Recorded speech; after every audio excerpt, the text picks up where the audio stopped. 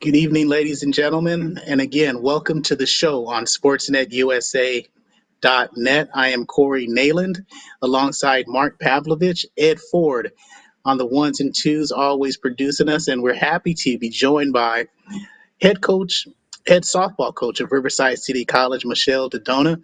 And it's a pleasure to have Coach on with us because honestly, this is one of the few times I can actually say I followed the coach's career for a long time. Let's just say that. And you know what? We're happy to have you on the air with us, Coach. And thank you. No, thank you for having me. I was actually quite surprised that you guys reached out and was like, "Oh, you want somebody like me on? Okay, I'll be happy to do it." And I hope it's worth it. Well, yeah, of course it will be because we think we know softball, but we actually wanted to speak to someone who actually knows softball. And so, as always with the show, Mark always gets the first question and takes us where we want to go for the next hour or so. Coach, I always like to know the background of individuals. I know you went to Walnut High School, and something that doesn't exist today, you did in your day. You were a three-sport athlete, and you won honors in all your three sports. So my question is, because you could have gone volleyball, basketball, or softball, why did your career eventually gravitate towards the game of softball and you left those other two sports behind as you went on? Well, when you get to college, at that next level, it is really tough to do multiple sports at the college level. So I knew a choice was going to have to be made. And in all honesty, if I was actually taller, I would have actually probably gone with basketball. Basketball, I just loved the physical contact, the aggressiveness of the sport. But, being 5'4", or as I like to say, 5'5" on a good day, it just wasn't really Mhm. conducive to the game. So then I was like, all right, what's going to be realistic? What's in college going to maybe give me some opportunities to continue athletics? Because I was fortunate to be able to continue on at the college level. And I knew that it was going to have to be softball. And so I just went with that. All right, and softball, I mean, it's paid dividends. But I want to go back to the high school. You mentioned basketball. I've seen a couple games you played. Now, Mark, when she talks about the physicality of the game, you would have loved the way she played because it's one of those things. Okay, you have the ball and I'm taking it. So you think you have the ball, I'm taking it. No, that's not a foul. That's exactly how Mark Pavlovich plays. So no, there are no fouls in his game. Um, so, Coach, when you went to um, Cal Poly, explain that transit. Well, actually, before Cal Poly, explain the transition from Walnut High School to Mount Sac, which was your next step. Yeah, after high school, I had, went on some visits during high school and some different things, and I just really wasn't sure, where I wanted to go, exactly what I wanted to do. I knew I wanted to continue playing athletics for as long as I could. I also knew that my family was hoping that I would go into the family business and work that right away, but I always knew I wanted to continue that athletics. I also always knew that I really had coaching kind of in the back of my mind, and I felt like that was something that was kind of always kind of calling me to do. So I knew I also needed to play as long as I could to get that experience to be able to pass that on to my, future players. And so since I really didn't know where I wanted to go, what I wanted to do, I wasn't really 100% on the offers that I had, and I felt like they were really good fits for me. So I decided just to go to Mount Sac and play there, and it was, one of the best decisions I think that I made, because I'm not sure that academically I was really prepared in the high school as much as I should have been for college. That was kind of a real wake up call about, that, homework isn't really a thing. It's just tests and exams and, nothing in between. And I Right. always, in high school, I mean, I did great academically, grade wise, but if I really looked at it, I was just really fortunate that it really didn't challenge me. And so I was able to get away with a lot. And college academically was really the first time I felt challenged. And so I think if I would have went to the 4 year right away, I definitely would have been a bounce back. And so I'm glad that I started at Mount Sac. I was able to get the foundation there, and we had some great academic advisors to really help with the whole process, and really empowering us to realize that it's our education, it's not the education of the coaches. So know what classes you need, know what you need to be eligible, stay on top of everything. And that really actually paid off for me at Cal Poly, because between my junior senior year, I had met with the coordinator there for academics and said, "You're all good. Have a good summer. Come back." And I was like, I think I need to take a class over summer. And they, kept saying I didn't. And I was like, I really think I do. So I went home and I reached back out to Mount Sac, and they were big advocates and helped me get enrolled in the class that I needed. I came back to Cal Poly and they broke some news to me that I was ineligible. And I was like, wait, for what? And they said, oh, you needed another class. And I was like, no, no, no. I went home and took a class over that summer. So the only thing I didn't know was that I was supposed to resend my transcripts up after the summer. So once I did that, everything was all good. So I really am glad, that Mount Sac really laid that foundation for me and kind of instilled that how important it is to not just have to rely on other people, but know what it is that you need so that you make sure that, everything's the way that it's supposed to be, and take that self responsibility and accountability. Michelle, you played club ball besides high school ball. You played JUCO ball, and then you went and played at slow. So I've got to ask you, in any of these phases, did you start saying to yourself, "This is a sport I really love"? When it gets close to an end, should I look for that because you said the family business was there? Should I look to extend myself in the world of coaching, or was it something else that got dropped in your lap where you thought, oh, wait a minute, maybe coaching might be an extension of softball for a career for me?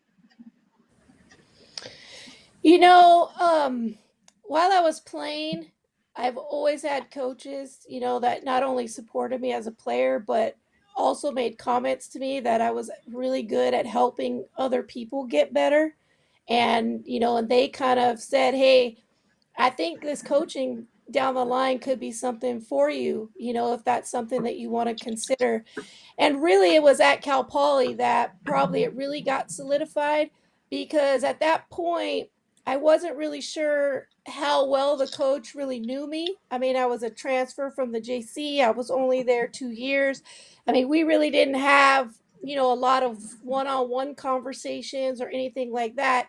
But then at the end of my senior year in our exit meetings, she asked me if I wanted to be a grad assistant coach and be able to finish my degree and pursue my master's still there at Cal Poly.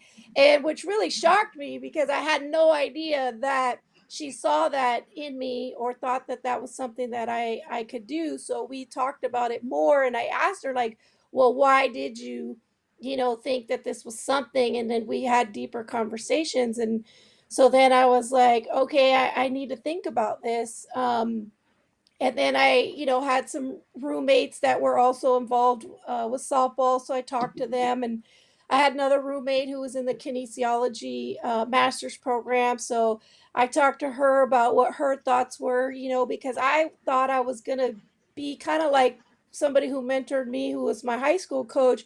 I was going to teach elementary and then coach at the high school. And so my undergrad was for liberal studies, thinking that that was my plan. And so now I had to decide, am I going to continue on and get a credential, or am I going to get my master's and try to coach and teach at the collegiate level? And so just kind of meeting the mentor in the kinesiology department and then the credentialing program, at that point for me it became a no-brainer. Like, I definitely need to go kinesiology. I don't know why I wasn't doing this from the beginning. That, Mhm. it was like, wow, I could have been having these classes this whole time. I had no idea. And so even though I was getting my master's, I had to go back and take some of the undergraduate kinesiology classes, like the biomechanics, before I could take advanced biomechanics and a few things like that. But so it made it a little bit longer process, but it was the best decision I've ever could have made. And playing wise, before we get on to your legendary coaching career, playing wise, explain the differences or the nuances between playing at the high school level, then playing at what we feel the most competitive community college area in the nation, and then at the 4-year level. What are the nuances and differences at each? Well, the game's the same wherever you go. It's just Okay. played a little bit faster, but Okay. as far as the skill sets, I mean, the skill sets are the same at all levels. And I think something that always stuck with me is they said, always remember that everyone puts their pants on the same way, one leg at a time. So remember that as you get to the higher level. I think the biggest, transition or the hardest thing was going from the junior college to the Division 1. And again, it wasn't the talent level or the play. I think the hardest part was that you were going in as a junior, but you were a freshman really in reality, because it's your first year getting to know the coaching staff. It's your first year to get to know the teammates. So all those juniors had already had 2 years together, and here you are, that new person. And being that junior and being the reason why you were recruited from the JC to come to the 4 years, because they want you to come in and be an impact player. They're not going to have time to build you or to mold you into what they want. You already kind of fit that mold. That's why you're there. And that's really a tough place to have to provide leadership and guidance when you really don't know what the coach's expectations or what the coach's values really are at that point. But that's a demand that's kind of placed on you to take that role on. So I would say that was probably the biggest challenge, and it's still, I think, the biggest challenge for my athletes who transfer on. And I think at some point you always feel like, can I really do this? I think I want to come home. I don't want to stick it out. And I know that it's hard, especially at Cal Poly on the Central Coast. Who wouldn't want to be there? I mean, it's great weather. It's a Mhm. great, place to be. But you do have those feelings no matter how great the situation is. And it's a matter of being able to persevere through that and work through that. And then, end up finishing it out the way you want to. Well, I tell you, I did a couple games for sports at USA.net, and we did them up at Cal Poly, Scott Beck and myself, and the wind howled up there. I mean, it howled. We had papers flying everywhere, and I thought, gosh, I'm not sure I could play softball up here. It was pretty amazing. I've got to ask you though, because you talked about your stature being smaller in the world, and we look at the game of softball, it's changed over the years. Were you, when you played, because the girls now, you see a lot of girls that can be 5'10, 5'11, 6 feet tall that play the game of softball. Was most of the girls in your days, were they the shorter players, or did you play on that team where you turned around, looked at everybody, and said, "Wait a minute, should I be putting like lifts on or something right now?" I mean, what was that makeup of that team at Cal Poly when you played? I mean, I kind of fit right in. I had a couple of girls that were actually shorter than me, which was surprising. But I mean, we did have a couple, Anna Bauer and Gina Doglioni, she, they were about 6 feet, but there was, and Desiree was probably right in there at 5'11", I would say, but it really wasn't the majority. Okay. So I was really kind of in the average there at the time. And after your playing career, you started off as a graduate assistant at Cal Poly. Now, did you ever go into the family business, or was it okay? Now I've been taking these kinesiology classes, coaching. You know, I the coaches showed an interest in me and saying I can do this. Did you just take off from there, or did you ever get to the family business? Oh, I still work there now. I don't. I still part of it now, even with the full time teaching and coaching. When my family needs me, I'm there to help them. So what's their busy time is typically the holiday season, especially Christmas coming up. So when we're on Christmas break, trust you me, I will be working there, full time, helping them out. That's what you do for family. You help out when you're needed, and I mean, I look at the ability of me being able to coach and be at RCC and do what I'm doing. I wouldn't be able to do it without their support. I have my own two kids, and it's hard. I can't be with the coaching hours and the traveling and the games there, and be with my kids all the time to take them to their practices and their stuff. So it's kind of that two-way street relationship. They help me, and I help them. So it works out really good. So I mean, I'm still in it. I'll probably always be in it, and you just do what you have to do. Okay, and Mark. Okay, Michelle, hold on. Tell Mark what the family business is, because Oh, my family owns a chain of Italian grocery stores here in Southern California. They have six markets, Claro's Italian markets, and they've been around since 1948. So we've been around for quite a while, and because of that, that's why we have our famous snack bar. My mom cooks the pasta at all our home games. That's kind of what people know, kind of for us. And we did football for quite a number of years too with the pasta bar, and it all started with RCC and their snack bar, and then they've continued on in their catering business. So again, it's been a great relationship to be able to help each other. okay, and Well, the reason Mark, Michelle, hold up, well, hold up, Mark, because the reason we brought that up is because we've had that during RCC football games years ago. We've eaten there at the snack bar, so I never made that connection until you brought it up. I think this was last time we talked, and so we've eaten that and said how good it was. So that's why I wanted to bring that up. So sorry to interrupt you, Mark. well, that's okay because I was going to say off the air, I was going to have Michelle talk to you on actually how to cook pasta because I've been with Corey. He has no idea. He has no idea. Michelle, we look at you being a graduate assistant for 3 years at Cal Poly, and then it's time to move on. So, did you go to RCC and say, "Hey, I see there's an opening"? Did RCC, somebody from RCC, come to you and say, "Hey, we see a bright young coach"? How did the next step happen for you? Well, so it was actually, just I think being in the right place at the right time, pretty much so.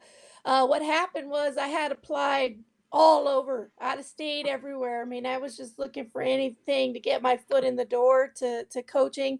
And the response always was, well, you don't have enough experience. You don't have enough experience. And these were for assistant position jobs. And I was like, I just graduated. How much experience can I possibly have? I thought the 2.5 years was pretty good, considering Mhm. those circumstances. So I was like, well, all right, what's my next step? And so I reached out to actually Pasadena City College, Sandy Iverson. She was recommended to me by my former Mount Sac coach, Janae Lambden, to maybe go see if it's possible to volunteer with her, because I was like, I could work at the store plus coach. So I really wasn't looking, where I had to have a full time job. It was just me. I didn't have any kids or anything at the time. So I was like, all right, I called her up, asked her about it, and she was like, "You want to volunteer?" And I said, "Yeah." I said, I want to get my foot in the door. I really want to be at the community college.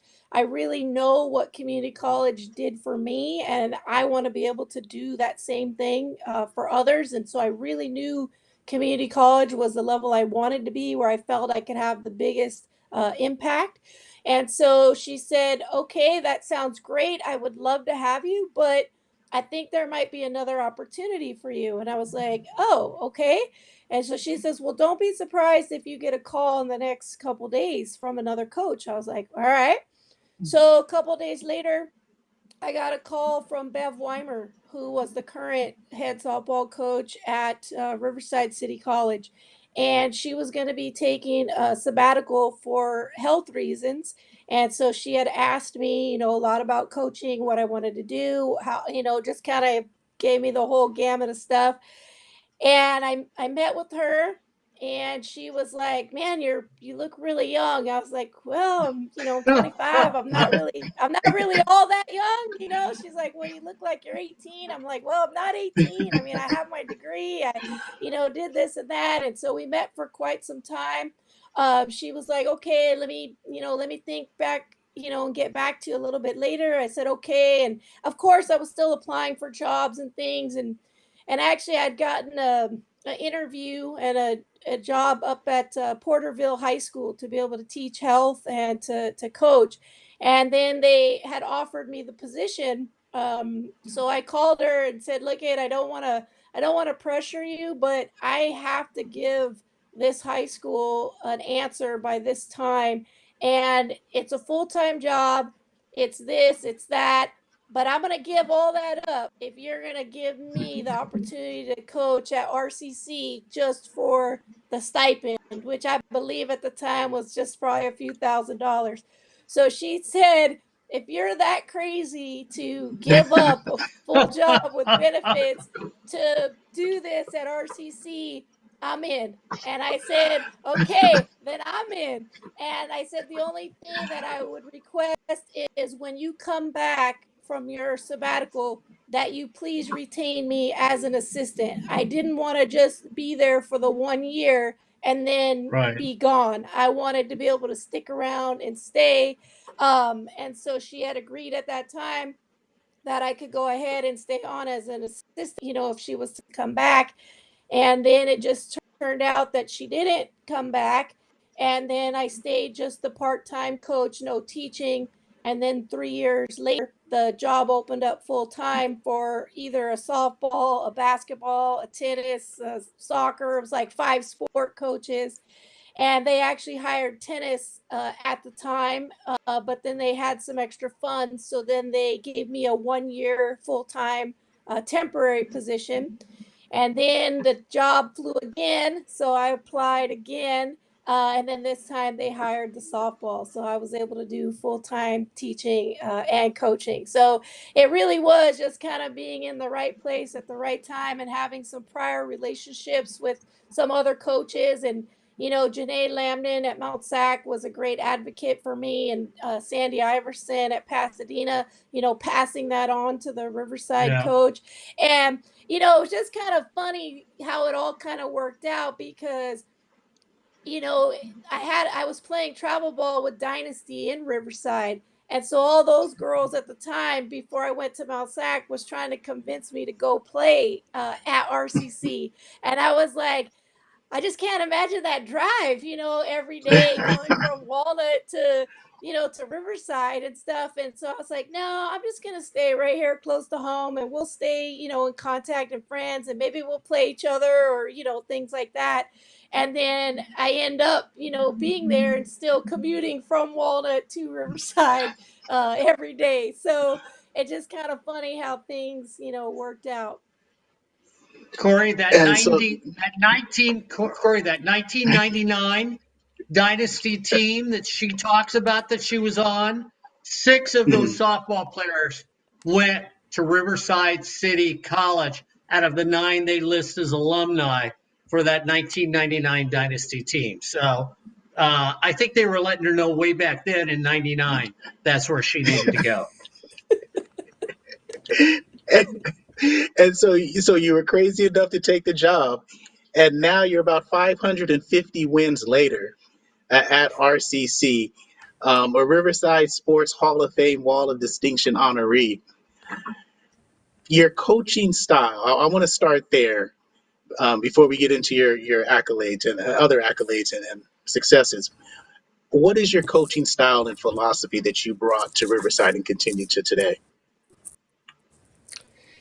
I think the three things I try to focus on is that I'm going to educate, I'm going to empower, and I'm going to energize. And I think those have kind of been my three pillars. I think I've always been fortunate, enough that I've had some great people, come through the program. It's really been my honor and privilege to be able to work with them. And something that I've just kind of always had a knack for is seeing somebody's potential that they can't see in themselves. And so, in all my years, I've never set the bar too high. They feel like that it is too high and that I'm crazy to think that they can get to that level. But, they've all reached it or surpassed it. They just needed somebody to bring it out of them, and so that's really just, kind of been my thing. We really have to work hard to coach these girls. We don't, just get the top athletes at the local high schools. We get, some of them that are the middle of the road, or sometimes once in a while, we do get that. But I tell them, if you have the right attitude, you give the effort. I'm very confident in the coaching staff that we're going to get you to that level. And so I think, them really believing that and starting to believe in themselves, it's just really amazing what they can accomplish, and softball at some point it does have to end, unfortunately, unless you go into coaching or a profession that has it. We're not at a point where we can make a living playing the game, so we have to make sure that we're ready, and we're ready for that game of life, and I think by doing that and incorporating those lessons into the softball field, it makes us very successful. Michelle, I've got to ask you, when you look at your team and everything else, who was your pitching coach when Rachel Bermudez was there? Because I looked at her numbers on there. She had 47 wins in one season with 322 strikeouts, Corey Neyland, when we talk about what pitchers ought to do on the JUCO level. And of course, you guys came in third place that year. Were you the pitching coach for your team too, or did you have somebody that was working with you then and still is with you that took this young woman and helped guide her to the record that she had? You know what? Rachel was something special, let me tell you. She was not recruited highly out of high school, and I was very surprised in that she didn't really have people worked with her. I'm not a pitching coach. I have learned to throw BP and throw live because I feel like as a head coach, that's something that you need to do. That's very important for your players to be able to capitalize, is have somebody who could throw live so you're not burning out your pitchers. Uh-huh. So I've really done that for myself, but now mechanically, I'm probably not, the most mechanically sound pitcher, but I could throw a lot and I could throw hard and I could move pitches. So I knew that, the game, does circle around pitching. It's so important. So what I actually did, I was actually very fortunate. A girl I played with at Cal Poly, Desiree Knifer, who set records there at Cal Poly and who was very, very good for her 4 years. She was living down in San Diego, so not right in Riverside, but a couple hours away. But I convinced her to come up and to help us. It was very limited, but I convinced her. But what she did mostly with Rachel, it was actually done by video and by long distance. And the thing with Wow. Rachel, I give her all the credit, is that Rachel took the time to video herself, to take all the feedback that Desiree was giving her, and then put it into practice. she was such a workhorse. That girl, she just worked and worked because she had a goal for herself, and she wanted to really accomplish some things, and she put in the work that was necessary. So we made the connection for her and the resource to somebody who could really help her, but it was her putting in that extra time and effort and energies. And we had another assistant coach on staff who did have pitching experience, and she called pitches for her and stuff and really helped her with that. But so I'll give both of them the credit, Kim James and Desiree Kniffer, who did the work from the distance. Okay. And and that's just one of the successful seasons. Your teams have finished no less or no later than fourth in the OEC. We've always said that the Orange Empire Conference is the toughest softball conference in America. How else do you achieve such steadiness when the top tier players, let's say, are going elsewhere, but you're still getting quality players, but maybe they're not the top one and two tiers? How do you keep that steady? Again, I contribute it to the girls that come in. They want to be here. They've chosen us. They know that they weren't necessarily the top at their high schools, but they know that we believe in them and that we see that what their potential is, and they're willing to put in the work and that's necessary to get to those levels. And I really do. I just attribute it to those girls and being willing to do what we say. And I think that that's also been the other blessing I've had is I've been fortunate to have great coaches around me. I've always been a firm believer that you win with people, and you have to surround yourself with people who are better than you. So that's why I went to the Desiree for pitching. I don't know pitching, so and that was one thing early on that I wasn't afraid, where I see a lot of young coaches, that's a mistake they make. They're afraid to surround themselves with people that are better than them because they're afraid that they may take their job. And that was something that never crossed my mind. It was always like, no, you need people who are better than you. You need people who, see things differently than you. You need people who are going to challenge you. And that's kind of what makes the formula work. And I've been fortunate to have some really good coaches, and I've been fortunate that they've stayed for quite a number of years too. I look at Jose Ortega being at University of Redlands, and the head coach there now, and he had left us for a little bit to do a stint as an assistant at UCR before he came back. To RCC. But I mean, we were like together for 10 years. I mean, that's just kind of unheard of as an assistant. My assistants now, Nana Gutierrez, she was a former player. She's going on like 8 or 9 years with me, and Coach Sarah, she's going on year 10. So I've been very lucky to have very consistent and steady assistants, even though it's not a full time position or paid. It's just a coach's stipend of a few $1,000s. And Mark, before you jump in Michelle, there with the when next question, Mark, before you jump in, I'll give you the next two. So sorry about that. So as a head coach, is it also part of your job to move your assistant coaches along in their trajectory of their career? Yeah, absolutely. I mean, if that's what they want. I have some coaches that want to be head coaches. That was Jose's circumstance. Coach Sarah, she's been with me. She doesn't ever have a desire to be a head coach, even though I think she'd be a great one. I know Adriana does, and I've been helping her with that. And, we've applied to some positions. It just quite hasn't quite worked out for her yet. But yeah, I do absolutely have a responsibility to mentor them and help them to get to where they want to be. And so my style with them, which has been great for them, is I'm not a micromanager.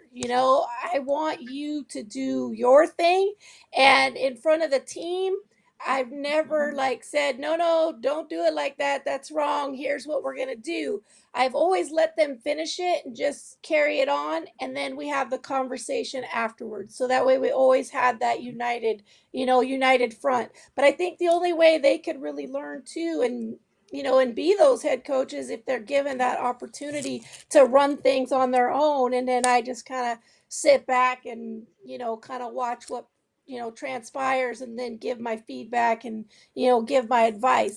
And so as they are with me longer, it's a lot easier for me to kind of relinquish that and do that a little bit more and not without hesitation because I have full trust and confidence in them. Michelle, we look at where you're located at Riverside City College. Norco High School has been a CIF champion for years.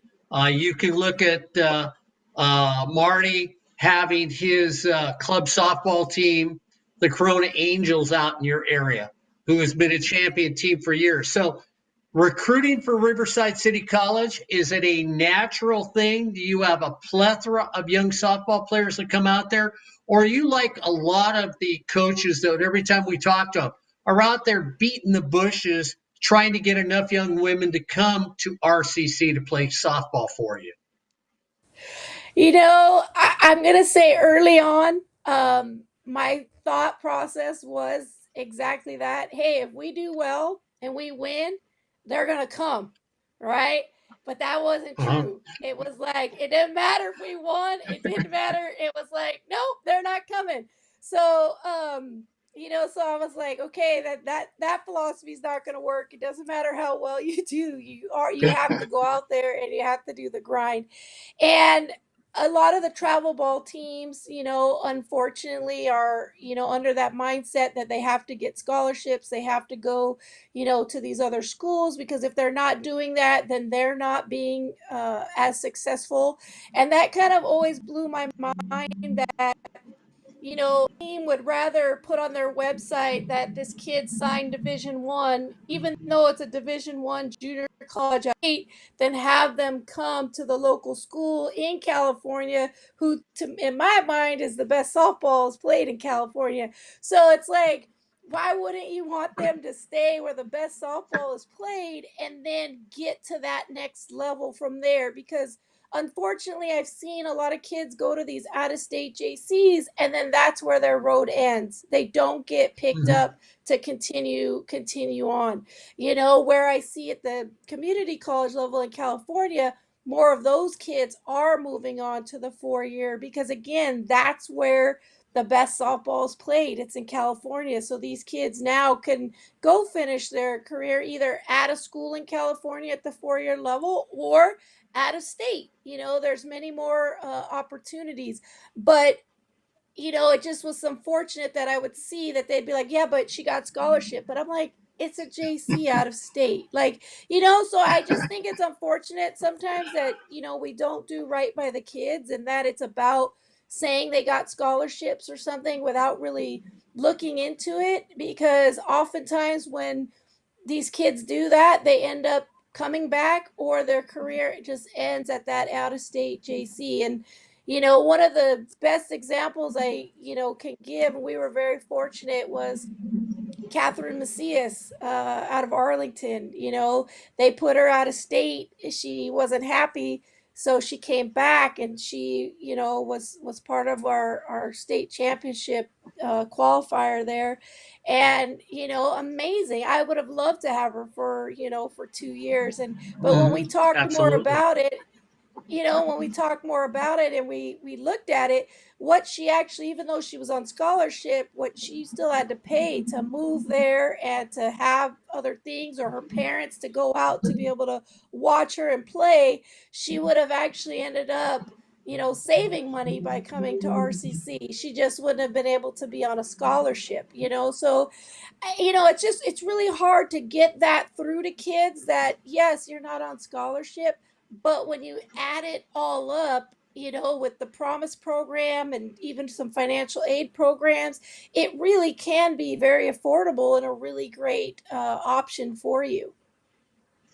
And I'm going to stay there because I noticed when I was looking things up on you, not only are you a softball coach, but you're an educator. And one of the things you emphasized was not the girls just playing softball, but where they're going next. So sit down with players and say, hey, I know you play the game of softball. I know you want to use it.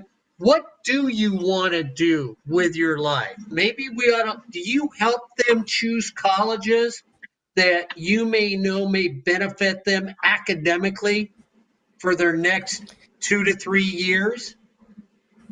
Yeah, we definitely have those conversations. I always like to ask them what they feel their top 5 colleges are that they would like to transfer to. And then sometimes it's a difficult conversation because if they want to go athletically, but athletically they're really not at that level, I have to be honest with them and let them know that, hey, I'm not sure this is your best option. I think it's going to be really difficult for you to get there. We might want to really reevaluate, some of these choices here. And those are difficult conversations, to have, but I think they're also very important because there's really nothing worse than giving somebody, a false sense or not being honest with them. Mm-hmm. It just does them such a disservice, in the end, but I do like to know, do they want to play softball after RCC? Do they not want to play softball after RCC? Are they just using it to, get into another type of program? Like, what are their goals here that they want to accomplish, and what is it beyond? And sometimes if their goals don't match up, that's also another conversation you have to have. Like, for example, I had somebody who really wants to be in the medical field and, wants to be a doctor and attend UCLA. And they were under the impression that they could do softball, and that. And I said, well, maybe you possibly could if athletically you were the right, really type of kid. But realistically, that's not where you're at. And if softball at RCC is going to hinder your acceptance to UCLA because your academics, aren't going to be where they need because of the amount of time that softball requires, then we might need to decide that your academics is going to take precedence, and we can put you in maybe a different role as helping maybe with video and games or being more of a manager.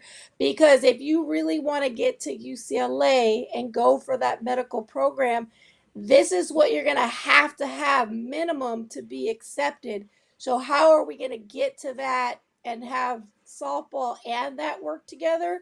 Or is something going to have to give, and how are we going to navigate and go about that? And like I said, those aren't easy conversations to tell somebody, but I think it's what needs to happen. And I get that sometimes that people say, "Man, coach, you're just brutally honest." And I'm like, maybe it comes off a little harsh, but I said I would rather have that and tell them that than lie to them. I'd rather Yeah. always be honest and upfront, and anything that I would say to you, I will say behind you. It will be the same. So if I'm gonna say a comment behind you, I'm still gonna say it right to you, even if it's a little bit harsh, because I just think it's so important to be honest. We get all the time where we lose some recruits because they say, well, if I go here, they promised me I'm gonna start and I'm gonna play, and I'm like, look, it again, I can't make those promises because there's a lot that can happen between now and the start of the season. And so if that's what you need and where you want to go, then I support you. I wish you all the best, but then that's not RCC, because at RCC, I can't promise you those things. All I could promise you is the things that we could offer you to get better, to help you move on, to teach you the life skills to be successful in whatever you want to do. But I can't promise you playing time. I can't promise you a starting position. And that's just kind of where we are. And so it does hurt our recruiting sometimes. But again, I can't make a false promise, because then if I said I promise you're going to start, and then that kid doesn't start, then what's going to Yeah. happen? I feel like it's going to be worse. So I just always have to say, everything you get is going to be earned. Nothing's going to be able to be given to you. And again, there's a lot of people who will be part of it, and everybody's going to be fighting for the same things. And it's just going to be what it ends up at the end of the day. And I can't promise you it's going to be you. Yeah, and that's refreshing from a coach nowadays, because we've been doing this for a long, long time now, and we talk to coaches, we talk to parents, we talk to players, and there are more stories out there that we hear that we were promised this, we were going to be doing this, coach said this, and they finally get someplace and it's not that way. So we really appreciate honesty from coaching when we hear that talk. You talked a little bit about the time it takes to be a softball player. From the time you were a player till now as a coach, has that time as a softball player changed for a student athlete, or is it pretty much the same? You know, um, I think it really depends on the level, because Division 1 was more regulated when I played. You only were allowed so many contact hours and this and that. At the Mhm. JC level, it's a little bit less restrictive. So we probably, when I talk to my coaching colleagues, we spend more time together than they do. I so I think as far as that goes, I think it just depends, on the program, and what everybody's doing. I know some institutions, are more stricter on what they allow because of their athletic training staffs or different things. I've been very fortunate at RCC that we've always been well supported. They trust us that we know what we need to succeed, and they really do give us that kind of leeway to be able to run our programs the way that we feel we need to run our programs. And so we've been really in a good situation with that. But I know some colleagues of mine are like, say, have different restrictions than we have. So I mean, really, I'm in a great place, and I'm very well supported by the administration and by my coaching colleagues. And it was unusual, because when I first got to RCC, they told me, good luck with the baseball program, and I was like, what? I was like, baseball, softball, like, they're like usually very, close. And I was like, all right. And, and from day one, we're kind of on the other side of campus. For people don't know RCC, we're kind of like separated. We say we're on our own island sometimes over there.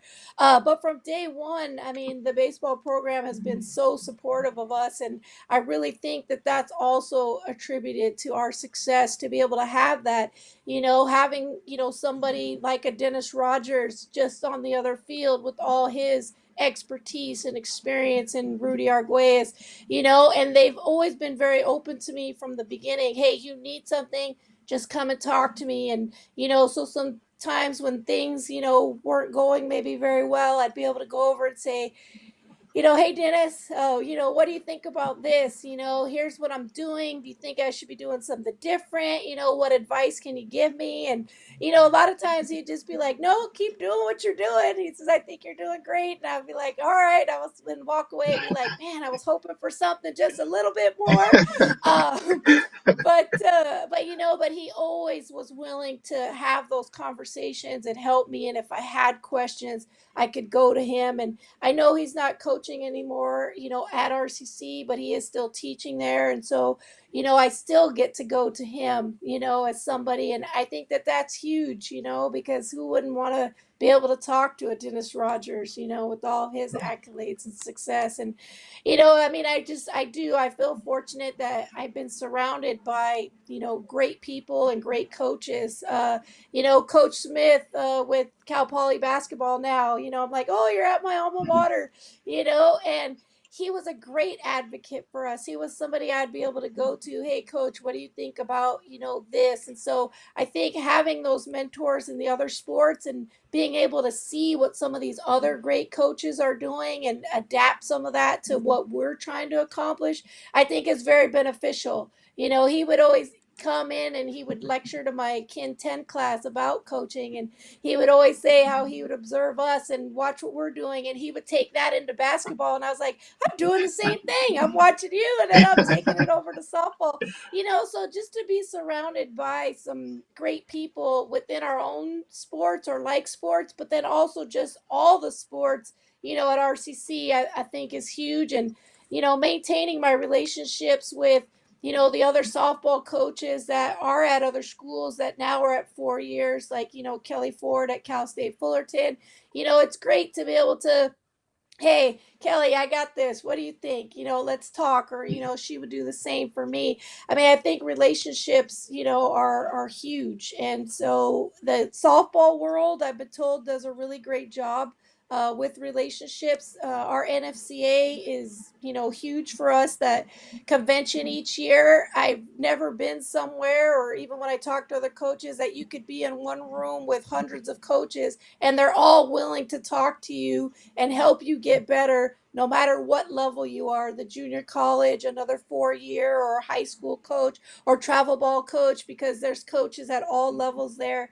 And I do think, in talking to people, that is something unique about softball, where Sue Inquist, she'll talk to you. Carol Hutchins, you want to talk to her, Coach Hutch, she'll talk to you. And that's, to me, that's phenomenal, because those were people I always looked up to and tried to see what they were doing, even when I was younger. And then to now have the opportunity to be able to talk with them and, pick their brains. I mean, it's just a phenomenal experience. Corey Neyland, I'm going to defer the rest of the show to you because my two next questions I would ask are 30-minute answers. They would be on Well, ERA and RPI. So I'm going to get out of the way because we got 9 minutes left, no, and they would no, be, no, Michelle. That's another no, show. no. We're gonna ask those questions, because I wanted to get her input on that. There are two questions that we Oh, always you argue ask. about. Okay, then this allows me to ask it the correct way, the right way, as Oh, the yeah. question was originally posed. At the community college level, what is an acceptable ERA? That's how the original question was posed, Michelle. So, Coach, what is an acceptable ERA has been transformed into what the ERA should be at the community college level. Oh man, that's a tough one. I guess. That's Corey's answer. No, it's not quite five. Oh man. I look back to, some of our better pitchers, and Rachel Bermudez, Corey Williams, Nicole Zink, Chelsea Ponce, Afton Williamson. I mean, Felicia Mendoza. I mean, you know, it's I would hope, that it's down there under three. Even then, I'd hope it's a little bit lower than that. Um, Okay. but I know we don't always get blessed with that. I mean, those pitchers I gave examples of, I mean, we were very blessed to have those pitchers, and their ERAs were either under one or right over one. They were no more than three. But the thing is, you got to be able to put up more runs than you're going to give up. So if you're going to have a pitcher who has a higher ERA, then better make sure we have the offense to to be able to combat that. Okay. All right. See, we like that. So what you're saying is I'm more right than Mark. And the second question is, and you see how I cut him off there. The second question is around RPI. Um, does that need to be changed in some way? You mean as far as the formula, the 50%, 25-25, because of how we're located? Hmm. Yeah. You know, it is tough because you can see, regionally where you are. It does, it does play a role. We again are very fortunate to be in the Orange Empire because that does help with RPI automatically just because of the strength of the conference. I don't think that there's any perfect system that you possibly, could have, but I do think that being subjective or being objective, excuse me, is better than being subjective. So I would much rather have something that's objective than having some subjectivity, built in. We still are working to get that subjectivity out because we do still have within our, ranking, we do have subjectivity where you can nominate clusters and a whole bunch of stuff, and that skews the data, it skews the numbers. So I'm an advocate of something that's purely objective, but I know that there's no perfect world. There's always going to be something. But what I've learned that if those schools that are a little bit, further away are outliers, if they're willing to travel and play the teams that they need to play, it works out. And so that was something at, RCC. I was always like, look at, yes, we have our strong conference, but we also need to be willing to travel and be willing to play some of these other teams as well. So I'm definitely a proponent of having that objectivity, even though I know it's not perfect. But I think we're trying to work to get it as perfect as possible with still being completely objective. Okay, and last question for you. You talked about when you have that community of softball, when you go to 100 softball people in a room and they're all there for you and know the quality of softball at every level. What is a way or a couple ways to grow or get the more respect for community college softball? Because we think it's great. I mean, we want sportsnetusa.net to be your community college softball of record.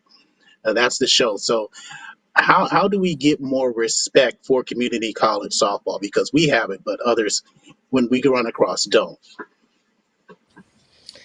Yeah, I just think we have to keep being advocates, and really get people to see that it is no lesser. And I think that that's something that I've always tried to do at RCC is that what we do and what we provide is no lesser than what you see at the 4 year level. And I often get kids who move on to the 4 year that come back and be like, Coach, we got way more here than we we did there. And I said that's because for me, again, it's no lesser of a level, and it's something that you deserve. And so I'm going to fight to make sure that you have it. And even if it means, extra fundraising on my part, which, does become a big part of my job as well, I want to do it because, again, I don't think you should have any less because it's a community college. I think it's a great stepping stone to be able to utilize, get some things figured out. Everybody comes to the JC for a reason. And, my reason was I wasn't quite academically mature enough. It wasn't that I didn't have the softball talent, but I needed some maturity. I needed some growth.